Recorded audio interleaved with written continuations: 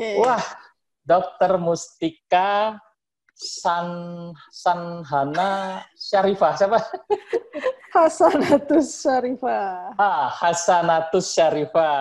Ya, betul. Dokter spesialis forensik and medical legal, ya. Medical legal di Rumah Sakit Islam Jemur Sari dan rumah sakit mana lagi?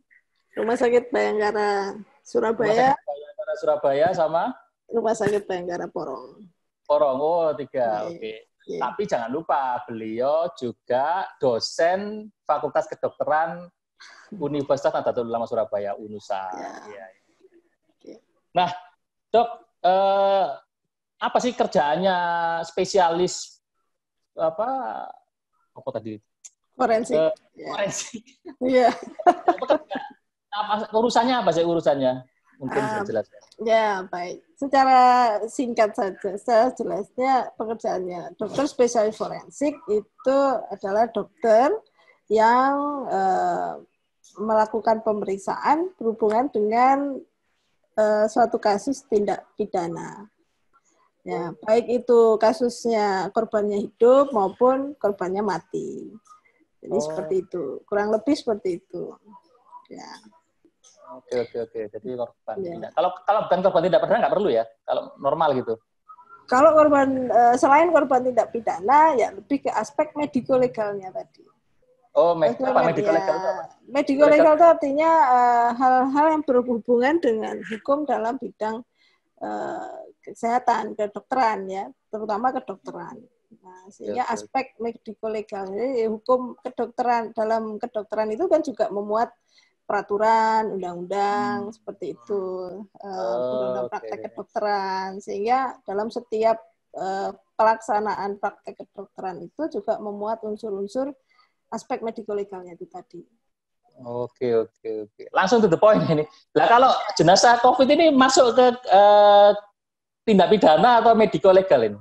Nah, kalau jenazah COVID ini sebenarnya adalah kasus yang berhubungan dengan aspek mediko-legalnya karena aspek mediko-legal ya. Karena berhubungan dengan pembuatan surat kematian, ya kan? Berhubungan dengan menyatakan bahwa orang tersebut meninggal karena COVID atau bukan, seperti itu. Jadi lebih ke aspek mediko-legalnya. Karena kalau kita melihat jenazah COVID-19 itu, COVID-19 sendiri kita ketahui adalah suatu jenis penyakit. Sehingga ya dinyatakan sebagai orang yang meninggal karena penyakit itu merupakan kematian yang wajar, sehingga tidak ada hubungan tindak pidananya. Oke, baik. Ya. Lanjut. Bentar, ini. Nah, ini kalau saya lihat profil ini publikasi jenengan ya, karya ilmiah. Saya kan harus riset ini sebelumnya ini. Ya. Lihat ini tentang otopsi kekerasan tajam, otopsi kematian tidak wajar, luka kasus kecelakaan lalu lintas. Tapi kok ada pengguguran kandungan segala itu, apakah mungkin waktu itu belum masuk ke forensik atau bagaimana ini? Dalam pengguguran kandungan itu juga termasuk kasus kedokteran forensik karena kasusnya paling banyak juga berhubungan dengan tindak pidana yang di luar karena penyakit ya. Artinya pengguguran kandungan itu kan ada yang memang karena penyakit, ada yang karena bukan penyakit. Yang tidak berhubungan dengan penyakit itulah yang berhubungan dengan kedokteran forensik dan mediko-legal.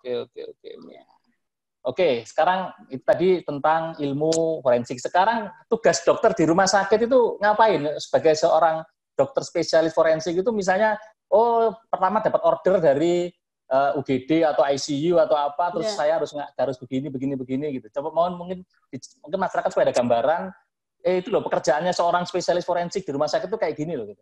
Oke. Ya, jadi gambaran pekerjaan seorang dokter spesialis forensik dan mediko-legal di suatu rumah sakit itu yang terutama dalam menerima kasus di rumah sakit itu kan bisa saja pasien hidup ya atau orang yang sudah meninggal dibawa ke rumah sakit. Nah, sebelum dinyatakan orang itu sudah meninggal atau belum, atau dinyatakan orang ini sakit apa, itu sudah dilakukan artinya identifikasi. Ini termasuk kasus orang yang meninggalnya wajar atau orang yang meninggalnya tidak wajar. Nah, itu untuk orang yang meninggal. Kalau pada pasien atau orang yang hidup, itu terkhusus memang untuk korban-korban yang berhubungan dengan kasus tindak pidana, misalnya kasus kecelakaan, kasus keracunan, kasus penganiayaan, memang lebih ke arah kasus-kasus seperti itu, pasien yang merupakan korban kasus-kasus tindak pidana. Nah, terus seperti itu Pak Istas. Jadi setelah dilakukan identifikasi kasus itu, baru nanti kita sebagai dokter spesialis forensik melakukan pemeriksaan sesuai permintaan penyidik. Jadi kami berhubungan secara langsung memang dengan penyidik, karena berhubungan dengan tindak pidana itu tadi. Berhubungan penyidik ya. Ya, betul. Nah, kalau dengan aspek mediko-legalnya, dalam arti surat menyurat, menerbitkan surat kematian, terus menentukan sebab kematiannya, misalnya. Selain pada kematian yang tidak wajar, misalnya pada kasus kematian yang karena penyakit, itu juga bisa dikerjakan oleh dokter spesialis forensik, karena itu tadi dari aspek mediko-legalnya. Bahwa menentukan bahwa orang ini meninggalnya karena kematian yang wajar atau kematian tidak wajar. Nah, dari situ kita melakukan pemeriksaan. Apakah ada, mungkin dalam pemeriksaan jenazahnya itu ditemukan ada tanda-tanda kekerasan atau kelainan yang tidak wajar, yang di luar karena sakit. Nah, juga termasuk ini enggak, ngecek apakah ini yang salah dokternya, malpraktek gitu misalnya. Kayak begitu ya? Ya mungkin kebanyakan kadang-kadang bisa saja terjadi konflik medis. Nah, artinya misalnya ada kejadian ada dugaan malpraktek gitu misalnya. Ya bisa saja kita melakukan pemeriksaan pada pasien yang diperiksa dokter tersebut misalnya, atau juga melakukan pemeriksaan aspek mediko-legalnya. Apakah tindakan yang dilakukan dokter tersebut sudah sesuai dengan praktik kedokterannya atau belum, seperti itu. Oke. Ya. Jadi gitu ya. Nah, kemudian gini, itu yang untuk kasus meninggal ya, ini kasus meninggal. Itu jenengan itu berarti di bagian apa di rumah sakit itu, sehingga ini ICU akan dilempar ke bagian jenazah, itu jenengan di bagian apa tugasnya di sana? Oke, ya. Kalau untuk bagian jenazah kita bicara konteksnya secara umum, karena di masing-masing rumah sakit mereka mungkin punya manajemen atau alur manajemen yang berbeda-beda. Intinya ketika orang yang dirawat di rumah sakit itu, misalnya pasien sakit datang ke rumah sakit, dirawat dari ruangan rawat inap itu, kemudian setelah perawatan ternyata meninggal gitu ya. Dari ruang perawatan, entah itu ICU, entah itu ruang operasi atau ruang rawat inap yang lain, maka jenazah itu kemudian dibawa di ruang jenazah, apakah sebutannya kamar mayat atau kamar jenazah atau instalasi kedokteran forensik bagi rumah sakit yang memang sudah lengkap ya, dengan kriteria yang lengkap, maka di situ baru dilakukan pemeriksaan jenazah. Oke. Ya. Oh gitu ya. Nah sekarang gini nih, kan kalau dokter sekaligus dosen itu kan yang diurusi dua ya Pak, ya urusan jenazah tadi atau urusan orang yang di forensik, juga mahasiswa. Ya. Nah enak mana ngurusi mahasiswa dengan ngurusi jenazah atau ngurusi orang yang mau minta diotopsi tadi? Ini enaknya enak apa ini? Ribet mana gitu loh maksudnya. Ya, artinya gini, semuanya punya kelebihan dan keunikannya masing-masing. Artinya secara profesi ya, saya seorang klinisi, saya seorang spesialis. Maka akan sering berhubungan dengan pasien atau orang di rumah sakit yang berhubungan dengan rumah sakit. Kemudian ketika kita menjadi akademisi, titik beratnya adalah bagaimana kita mentransfer ilmu, ya kan, berbagi ilmu atau memberikan edukasi, memberikan informasi. Nah, itu sama dengan apa yang kita lakukan sehari-hari sebagai seorang dokter klinisi. Bagaimana kita juga memberikan informasi kepada pasien, bagaimana kita memberikan informasi atau keterangan kepada keluarga jenazah yang akan kita lakukan pemeriksaan, begitu. Bagaimana kita memberikan keterangan yang sifatnya menjelaskan menjelaskan sesuatu apa yang kita lakukan pada mayat tersebut, ya. Kalau pada mayat, ya. Jadi melakukan pada mayat itu berarti mayatnya disobei gitu ya, dibedah gitu atau gimana? Nah, itu termasuk salah satu informasi yang kita jelaskan ke keluarga jenazah kalau itu berhubungan dengan penyakit. Artinya pemeriksaan apa sih yang kita lakukan? Kita tuh mau ngapain sih ke jenazahnya? Maka kita jelaskan bahwa jenazah ini perlu dilakukan pemeriksaan dulu karena berhubungan dengan penyakitnya. Misalnya apakah penyakitnya menular atau tidak. Kemudian apakah ada, kalau merupakan korban kecelakaan atau yang berhubungan dengan tindak pidana tadi, maka ada keperluan penyidik untuk meminta keterangan dokter terkait kasus tersebut. Misalnya seperti itu. Oke. Artinya bisa diterima.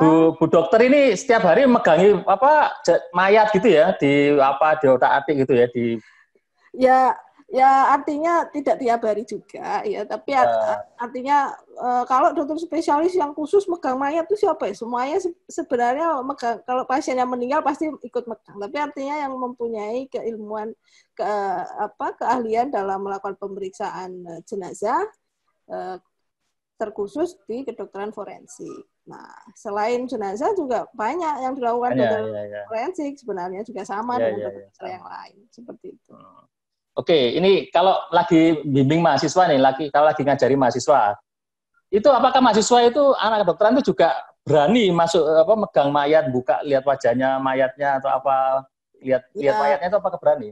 Apakah harus memang kalau dari awal pendidikan, artinya saat pendidikan akademik S1 ya. Jadi sejak awal mereka pun sudah mempelajari tentang mayat, tentang tubuh manusia. Nah, karena yang dipakai tubuh manusia itu mayat ya, sehingga secara tidak langsung ya mereka mau nggak mau harus berani. Karena sejak memutuskan untuk memilih mengambil pendidikan kedokteran itu sudah memutuskan apapun yang akan dipelajari di ilmu kedokteran itu harus siap, harus berani gitu. Jadi seperti itu. Artinya nggak ada saya ngaku anak kedokteran tapi takut mayat itu nggak ada ya harusnya ya? Harusnya nggak ada, harusnya. Loh, tapi memang ada ya? Takut, kalaupun awalnya takut. Awalnya takut, artinya takut karena apa gitu kan? Kalau karena jenazahnya, saya rasa bukan itu, kebanyakan karena misalnya takut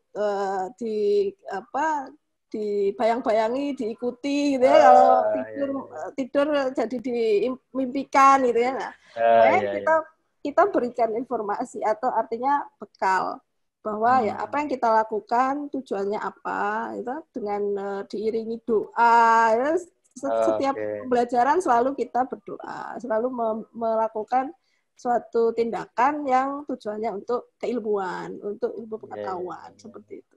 Ya sudah, nanti pokoknya kalau ketemu mahasiswa FK, kalau takut darah berarti ini nggak nganu nih, berarti bukan orang FK ini, nggak sesuai ini. Masa orang FK takut darah, orang FK nggak berani lihat mayat, itu kan jadi ya belum ini. Terus lanjut ini. Nah, kita langsung masuk ke jenazah COVID ya. Nah, ini tolong dijelaskan ke masyarakat nih, apakah secara kasat mata ya, pakai mata loh ya, belum pakai alat-alat atau istilahnya orang umum bukan dokter gitu, bisa membedakan, oh ini jenazah COVID, oh ini bukan jenazah COVID, itu bisa nggak masyarakat itu membedakan? Selain bukannya ahlinya ya, bukan dokter itu. Ya, oke. Jadi secara kasat mata, kalau masyarakat melihat apakah ini tandanya orang mati karena COVID, ini jenazahnya bukan jenazah COVID, itu tidak bisa Pak Istas. Artinya sama saja. Jadi orang sama meninggal saja, karena COVID, jenazah meninggal karena COVID, yang jenazah bukan karena COVID, dalam posisi meninggal ya, itu sama saja bentuknya. Secara kasat mata penampakannya sama saja. Oke. Jadi nggak bisa dibedakan ya. Nah gini, ya ini yang ditakuti masyarakat. Benarkah meskipun dia sudah jenazah, tapi kok apakah benar masih bisa menularkan gitu? Apakah itu salah pendapat itu? Ya, mungkin itu dijelaskan. Ya, oke. Jadi secara garis besarnya, kita perlu ketahui dulu COVID-19 itu ditularkan melalui droplet. secara teorinya ditularkan secara droplet. Kemudian dari droplet itu juga dapat ditemukan juga penularannya melalui aerosol, dalam bentuk aerosol, partikel yang lebih kecil-kecil lagi daripada droplet. Itu dua-duanya lewat nafas semua ya? Dua-duanya lewat nafas semua kan? Iya, betul. Lewat saluran pernapasan semua. Lewat batuk, bersin, itu ya. Dari bicara itu juga termasuk. Nah, mayat itu kan sudah nggak batuk lagi, nggak bersin lagi kan mayat ya, itu kan? Betul, ya. Kemudian, ternyata dalam penelitiannya, virus si penyebab COVID-19 ini, mampu bertahan hidup di benda mati. Permasalahannya adalah itu. Jadi kalau misalnya mayatnya memang nggak mungkin batuk, nggak mungkin bersin, nggak mungkin bicara lagi. Tapi ketika ada cairan atau droplet cairan aerosol tadi itu keluar dari lubang-lubang pernapasan si mayat, maka dimungkinkan cairan itu mengandung virus. Nah, virus yang mampu bertahan hidup di benda-benda mati di sekitarnya itu tadi.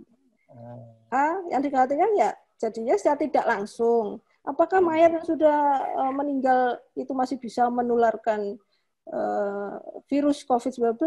Mayatnya nggak bisa menularkan secara langsung, nggak bisa. Tapi virusnya itu masih bertahan hidup kalau keluar dari jenazah itu menempel di benda-benda mati di sekitarnya jenazah. Jadi begitu. Itu kenapa nggak dimandikan ya mayat itu ya? Ya, artinya kalau memang tidak dimungkinkan untuk dimandikan, maka ya tidak perlu dimandikan. Gitu. Menurut fatwa MUI juga bisa digantikan dengan tayamum atau mungkin cukup dengan disiram air. Berarti artinya menular karena dalam tubuhnya sih ada cairan dan cairan itu masih hidup, gitu ya. Oke. Nah, selain penyakit COVID ini, apakah ada penyakit lain yang juga menular juga meskipun sudah meninggal orangnya? Apakah misalnya orang kena penyakit apa misalnya paru-paru atau apalah? Itu apakah masalah meninggal juga sama dengan COVID bisa menularkan gitu atau gimana? Ya, jadi kalau pada kasus kejadian sudah lampau ya, sudah terjadi sebelumnya sama dengan variannya virus COVID-19 ini. Jadi misalnya pada kasus flu burung, pada kasus ya MERS ya, kalau pneumonia orang yang sakit pneumonia apa? Pneumonia ya. Pneumonia itu juga apakah sama? Nah, pneumonia sendiri penyebabnya banyak. Jadi bisa virus. Itu efek ya itu ya. Ya, jadi kalau penyebabnya virus maka ya itu tadi yang diwaspadai adalah virus itu mampu bertahan hidup berapa lama. Nah, Oke. Ya, begitu. Jadi sebenarnya banyak kalau contoh-contoh kasus apakah selain COVID ini sebenarnya juga ada penyakit lain yang juga menular seperti COVID. Ada sebelum penyakit HIV kan. Nah, contohnya kayak HIV itu berarti nanti harusnya ke depan HIV juga nggak boleh dimandikan gitu atau langsung dikuburkan gitu supaya takut. Sama pada prinsipnya kewaspadaannya atau kehati-hatian yang kita gunakan pada pasien HIV juga sama. Sebelum-sebelumnya juga seperti itu. Juga dilakukan penata laksanaan bagi jenazah yang meninggal karena infeksi penyakit menular. Oh ya, oke. Berarti artinya petugasnya pun juga harus ini ya, harus pakai APD, harus pakai karena betul. menular ya. Oke.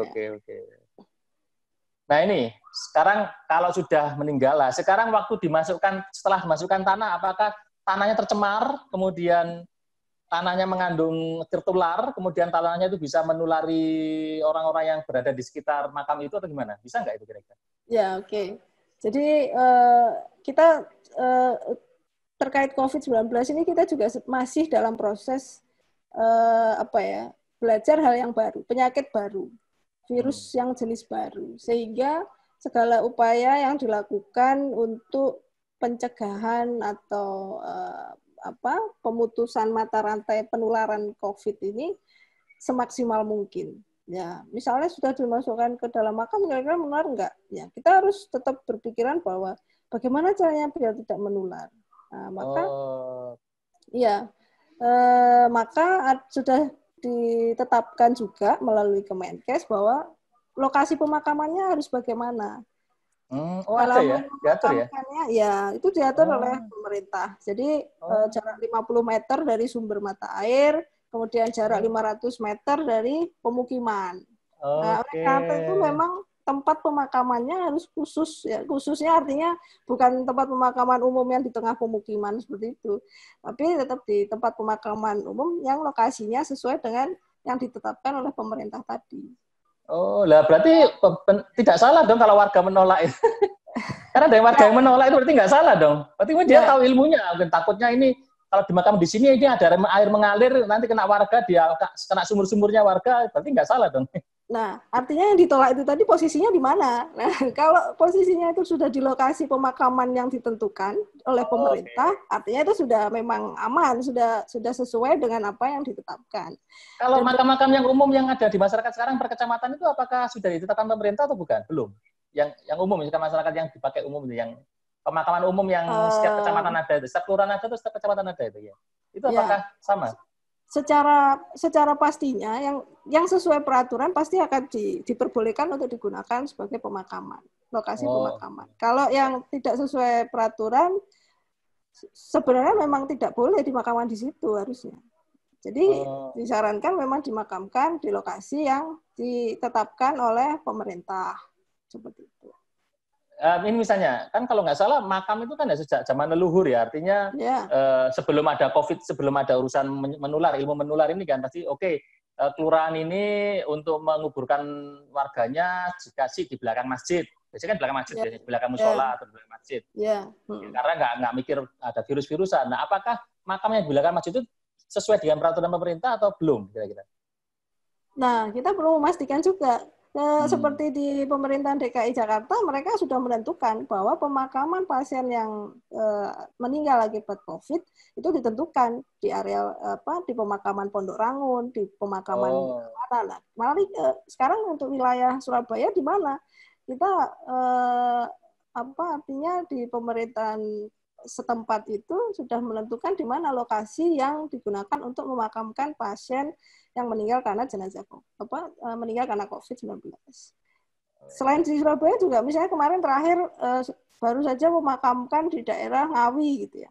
Maka di Ngawi di mana area pemakaman yang sesuai dengan yang ditetapkan pemerintah. Kalau pemerintah daerah belum menetapkan bahwa ya kita sebagai pihak yang mengetahui dengan bantuan pihak yang berwenang ya berkoordinasi dengan pemerintah setempat bahwa ini lokasinya sebaiknya di berjarak 50 meter dari sumber mata air, 500 meter dari pemukiman. Jadi di mana nih area pemakaman yang layak, yang memungkinkan sesuai dengan ketentuan pemerintah tersebut. Jadi seperti itu. Oke. Ya, kayaknya udah cukup. Ini pertanyaan udah habis karena sudah tadi. Jadi saya itu ingin memberi masyarakat tuh bener nggak sih menolak makam, menolak jenazah itu menurut dijelaskan. Ternyata mungkin Bu Mustika ingin menjelaskan kepada masyarakat supaya masyarakat itu tercerahkan gitu loh, supaya tidak melakukan gara-gara informasi yang hoax itu informasi yang salah sehingga dia melakukan tindakan yang salah gitu kan. Nah, mungkin bisa ada yang berkaitan dengan jenazah ini, mungkin bisa ada.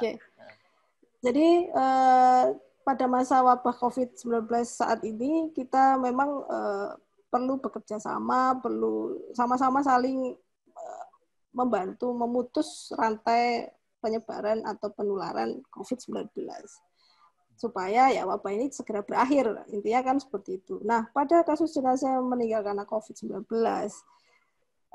artinya kita sudah punya acuan, sudah punya panduan, pedoman ya, baik dari WHO, baik dari lembaga kesehatan internasional maupun nasional yaitu Kemenkes ya. Dan dari profesi kedokteran sendiri pun juga sudah membuatkan pedoman bagaimana cara penata laksanaan jenazah pada COVID-19. Sehingga masyarakat tidak perlu khawatir kalau ada nanti misalnya warga akan dimakamkan di daerah situ gitu ya. Artinya itu sudah dilakukan penata laksanaan secara aman, secara maksimal dengan sesuai pedoman kesehatan yang berlaku dan diusahakan tentu upaya tersebut dilakukan untuk mencegah penularan pada masyarakat sekitarnya sehingga upaya-upaya penanganan jenazah COVID-19 itu sudah dilakukan secara semaksimal mungkin sehingga tidak perlu lagi ada penolakan, tidak perlu lagi misalnya ada diskriminasi misalnya. Nah, artinya dengan informasi yang benar, dengan informasi yang bisa dipercaya, maka mari kita sama-sama saling saling bekerja sama untuk segera mengakhiri wabah COVID-19 ini. Sehingga tidak perlu mengkhawatirkan lagi apakah jenazah tersebut masih menular atau tidak. Nah, selama sudah dilakukan penata laksanaan oleh tenaga medis dan sesuai prosedur, maka masyarakat tidak perlu khawatir lagi dan cukup aman untuk membantu proses pemakamannya. Ya, membantu proses pemakamannya. Nanti juga kita akan memberikan informasi perlu memakai APD seperti apa. Tidak perlu sampai yang seperti tenaga medis gunakan, karena sudah dibuat seaman mungkin ya, sudah dikafani, sudah dibungkus plastik, disuntik disinfektan gitu. Ya, sudah dibersihkan dengan disinfektan. Artinya sudah prosedur yang kita punya dari WHO dan Kementerian Kesehatan. Oke, terima kasih dokter. Oke, baik, kita akhiri. Terima kasih sebelumnya saya ucapkan. Assalamualaikum warahmatullahi wabarakatuh. Sama-sama, terima kasih juga. Waalaikumsalam warahmatullahi wabarakatuh.